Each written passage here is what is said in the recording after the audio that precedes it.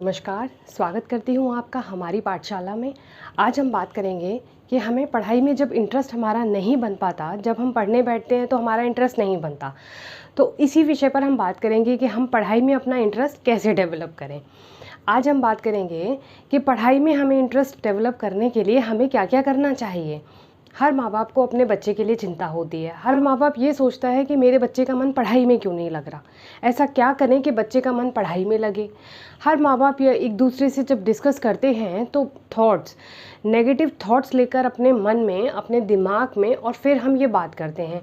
हम खुद ही जब नेगेटिव थॉट्स और नेगेटिव टॉक हम एक दूसरे के साथ करते हैं तो वही टॉक्स और वही वाइब्रेशन बच्चे के पास भी ज़रूर जाती है। तो ध्यान रखें, जब हम कभी ऐसी कोई बात करते हैं बच्चे के बारे में तो हम बच्चे के सामने ना करें। ध्यान रखें कि बच्चा वो बातें ना सुन रहा हो। जब आप बच्चे के बारे में ऐसी बात करें, जब आप बैठे हों एक दूसरे के साथ और आप एक दूसरे से ये बात कर रहे हों, ये तो पढ़ती ही नहीं है, क्या करें इसका, कैसे होगा, ये कैसे पढ़ेगी, सब लोग क्या बोलेंगे, ये तो पढ़ती ही नहीं है। ये वाइब्रेशंस धीरे धीरे आपसे होकर बच्चे तक बहुत आसानी से जल्दी पहुंचती हैं, क्योंकि जब आप नॉर्मल टॉक करते हैं, नॉर्मल बात करते हैं, तो कहीं ना कहीं ऐसी बातें निकल जाती हैं बच्चे के सामने कि आप पढ़ोगे नहीं तो ऐसे होगा, आप पढ़ोगे नहीं तो ऐसे बोलेंगे, आप अपना होमवर्क पूरा नहीं करते हो, आप पढ़ते नहीं हो। इस तरह की बातें प्लीज़ बच्चे के सामने ना बोलें और बच्चे से ना बोलें। अक्सर कर होता है कि बच्चे अपनी ज़िद मनवाते हैं, बच्चे नहीं मानते। माँ बाप बच्चों को मना करते हैं जिस काम के लिए, बच्चे वही करते हैं। मान लीजिए कि एक बच्चा बहुत ज़िद कर रहा है और माँ बाप उसे मना कर रहे हैं, ये मत करो। बच्चे का उसमें नुकसान है, बच्चा वहाँ से गिर भी सकता है, बच्चे को चोट लग सकती है, तब भी वो बच्चा नहीं मान रहा कि मुझे ये काम करना है, और मम्मी पापा उसे बोलते हैं कि मत करो, तो बच्चा नहीं मानता। बच्चा अगर कोई भी ऐसी चीज़ करना चाहता है जिसमें उसका नुकसान है और आप उसे रोक रहे हैं, तब भी वो बच्चा कर रहा है, तो आप उसको कैसे रोकेंगे? आप उसको सिर्फ ब्लेसिंग्स देंगे। बच्चे को कैसे रोकेंगे? आप बच्चे को ब्लेसिंग्स देंगे, बच्चे के लिए प्रेयर करेंगे कि ऐसा इसको चोट ना लगे, कहीं ये किसी गलत रास्ते पे ना चला जाए, कहीं ये कुछ गलत काम ना कर ले। आप उस वक्त सिर्फ बच्चे के लिए ब्लेसिंग्स करें, क्योंकि बच्चे जब नहीं सुनते, बच्चे जब नहीं मानते, जब बच्चे अपनी ज़िद करते हैं तो वो अपने एक्सपीरियंस से ही सीखते हैं।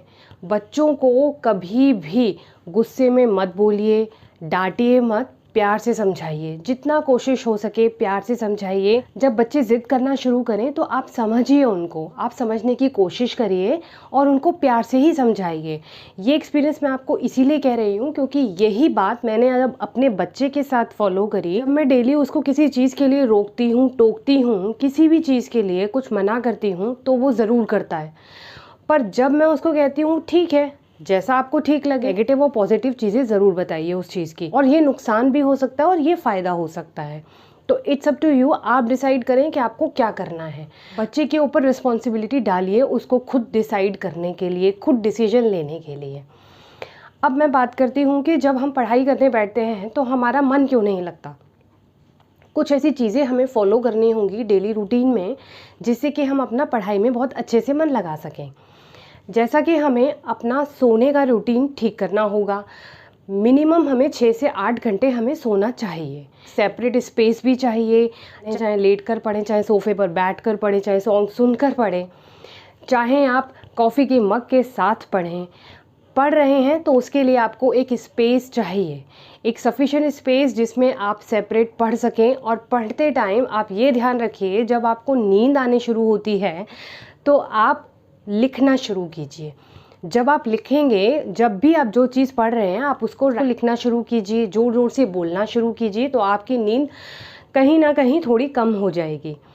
नींद कम होगी और आपका पढ़ाई में भी मन थोड़ा सा लगेगा।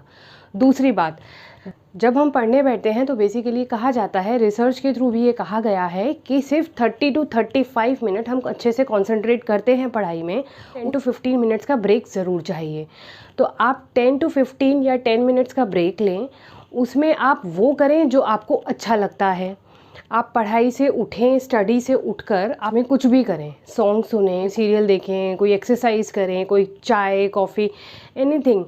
कई लोग मुझे ये भी बोलते हैं कि जब हम पढ़ाई करने बैठते हैं तो हमारा मन क्यों नहीं लगता, हम मन लगाने के लिए क्या करें। अगर आपका पढ़ाई में जब मन ना लगे तो ज़बरदस्ती ना बैठें।